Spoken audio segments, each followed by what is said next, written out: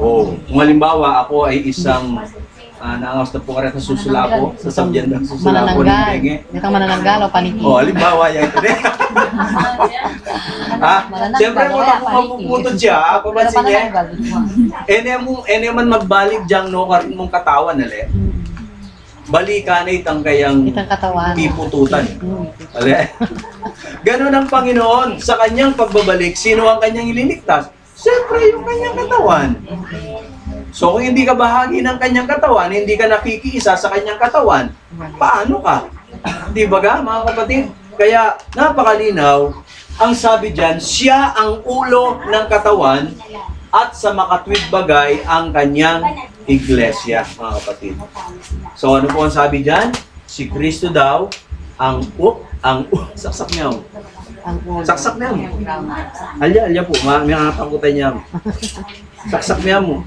Mag-spark niya mo. Sige. Ika na, Brad. Yung lalaki na. Oh, ang kaya ito. Okay. Efeso 5:23, ano po ang sabi? Sapagkat ang lalaki, nihalin tulad po sa isang pamilya, ang pangulo ng kanyang katawan. Gaya naman ni Kristo na pangulo ng iglesia, na siya rin ang tagapagligtas ng katawan. O, din malinaw. Sino po ang tagapagligtas ng katawan? Si Kristo. Sino ang kanyang ililigtas? Ang kanyang katawan. Alin ang kanyang katawan? Ang iglesia. O, di tama. Kaya dapat pag-aralan natin talaga ito. Dapat maging kaanib, dapat tayo nito eh. Kasi kung hindi tayo kaanib nung kanyang iglesia, kung hindi tayo kaanib nung kanyang katawan, yung kanyang katawan, ang kanyang ililigtas, paano tayo maliligtas kung tayo nasa labas ng kanyang katawan? Tama? Logical po ba? Sumasangayon kayo? Napakalinaw. Bagamat hindi nakapagliligtas ang iglesia, ang nagliligtas ay yung ulo. Yung ulo ng katawan, tama? Ang nagliligtas, yung ulo. Ang ililigtas ay yung katawan. Kasi merong mga simbahan, umanib ka lang, sabi nila. Umanib ka lang. Umanib ka lang. Dahil ito ang tunay. Sabi nila kasi yung pangalan nakatala. Siguro may tanong ninyo sa akin, Brother Jerry. Papaano yan? Ano kaya ang pangalan ng iglesyang iyong tinutukoy? Diba? Sige, mamaya po, bibigyan daan po natin yan. Okay, so gusto ko lamang po munang linawin sa inyo na ang iglesia ay ang katawan ni Kristo. At ang ililigtas ni Kristo ay ang kanyang katawan, walang iba kundi ang kanyang iglesia. Kaya dapat kaanib tayo sa kanyang katawan. Ngayon, tanong. Kung ano yung ugali ng katawan o yung ulo, dapat ba iba ang ugali ng katawan? Brother Aaron. Ano sa palagay mo?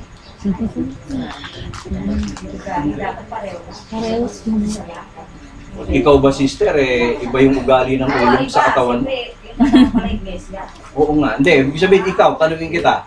Iba ba yung ugali ng ulo mo sa katawan mo? Hindi, siyempre ano lang yan. Oo nga eh. Magkasama. Wow. Pero pareho yung panamdam. Nung nanoy yung buri na ning buntok, lalaban yung katawan? O susunod yun? O tama. Pagka kasi... tama. Di ba? Dapat kung ano yung gusto ng ulo, yun din ang gusto o gagawin ng katawan. Ngayon, tanong, ano ba ang ugali ng ulo?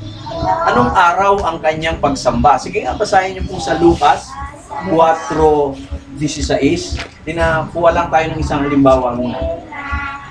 4:16 ng Lucas, ano ba ang ugali ng katawan? Ibig sabihin na dapat maging ugali ng ulo sa katawan. Pag-ibasa, sinabi sa kanya ng Diablo sa iyo. 4 yan. 4:16. Lucas. At siya'y napasa ng Nazaret ng kanyang nilikhan At nilikhan at ayon sa kanyang kaugalian, siya'y pumasok sa sinagoga ng araw ng Sabat yan. at nagtindig upang bumasa. Sino po ang tinutukoy doon na pumasok sa sinagoga ng araw ng Sabat? Si Jesus. Di ba?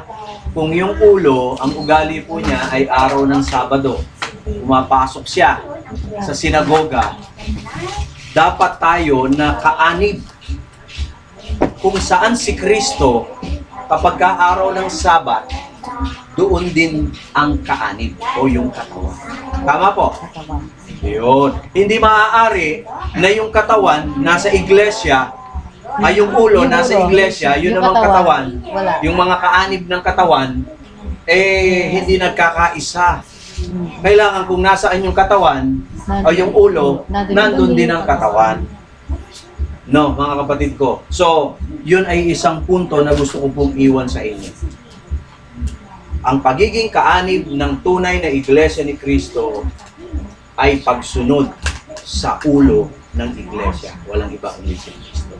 So, ano man ang gusto ng ulo, handang sumunod ang katawan.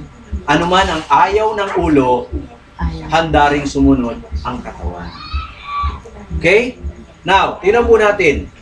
Ang sabi po dito sa Gawa 20:28, sinabi ni Apostol San Pablo sa mga matanda sa iglesia, doon sa Efeso, ang sabi niya, ingatan ninyo ang inyong sarili at ang buong kawan. Alin ang tinutukoy niya na buong kawan? Yun pong iglesia. Na sa kanila'y ginawa kayo ng Espiritu Santo ng mga obispo upang pakanin niyo ang alin? Ang iglesia ng Panginoon. So yun po palang iglesia ay iglesia nino? Ng Panginoon. Kanya yun. Tayo'y Kanya. Na ano? Na binili niya ng Kanyang sariling dugo. So special tayo mga kapatid. Kapag ka tayo'y kabilang ng Kanyang tunay na iglesia, ang sabi dyan, pinili niya tayo, kabilang tayo dun sa binili niya ng Kanyang sariling dugo. Okay. Ang iglesia ay tinatawag din na isang sambahayan. Kanina, tinawag ang iglesia na isang katawan. Tama? Ngayon naman, ang iglesia, tinatawag din siya na isang sambahayan. Ang sabi po sa Galatia 6:10, kaya't habang may pagkakataon, gumawa tayo ng mabuti sa lahat. Kanino daw po tayo gagawa ng mabuti? Sa lahat. Lalong-lalo na sa mga kabilang saan? Sambahayan. Sa sambahayan ng pananampalataya. So yung iglesia pala, para siyang isang pamilya. Sambahayan. Pag sinabing sambahayan, pamilya. Magkakapatid po tayo sa loob ng iglesia. Kaya ang tawagan po natin, brother, sister. Opo. Kahit na po yung ating mga pastor, pwede mo tawaging brother yan eh. Oh. Yung pong katawagang pastor, ano lang po yun. Kumbaga, yun ang itinalaga ng iglesia sa kanila. Yun yung katungkulan nila. Pero kapatid mo siya. Hindi siya mas mataas sa iyo. Pantay lang kayo. Iba lang ang ranggo niya. Oh.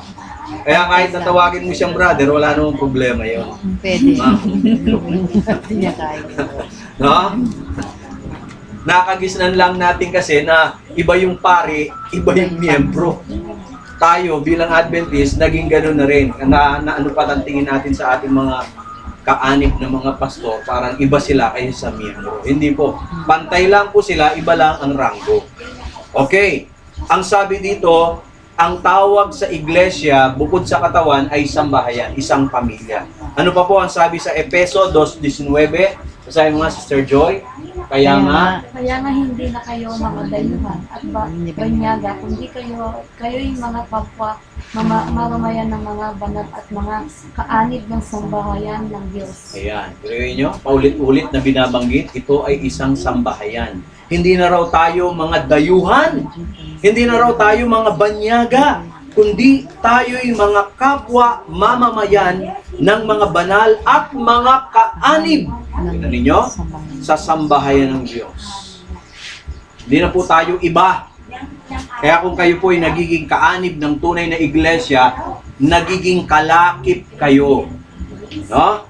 Dapat tayong mga dating kaanib, yung matandang kaanib na o matagal ng kaanib, pagka meron tayong mga bagong kaanib na umaanib sa atin dahil sa bautismo, tatanggapin natin sila.